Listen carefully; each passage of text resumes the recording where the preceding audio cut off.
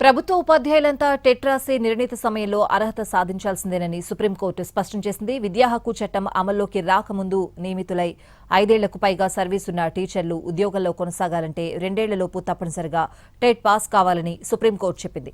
2025 September 1న ఇచ్చిన తీర్పును సవాల్ చేస్తూ వివిధ ఉపాధ్యాయ సంఘాలు దాఖలు చేసిన రివ్యూ పిటిషన్లను అత్యున్నత న్యాయస్థానం కొట్టేసింది.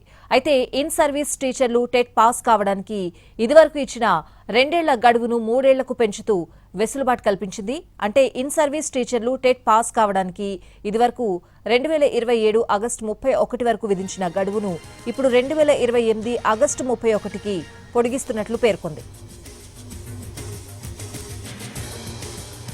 5 ఏళ్లలోపు సర్వీసున్న టీచర్లు ఉద్యోగంలో కొనసాగాలన్నా, ప్రమోషన్లు కావాలనుకున్నా 2 ఏళ్లలో టెట్ పాస్ కావాలని 2025 సెప్టెంబర్ 1న ఇచ్చిన తీర్పు దేశవ్యాప్తంగా టీచర్లలో తీవ్ర ఆందోళన రేకెత్తించింది.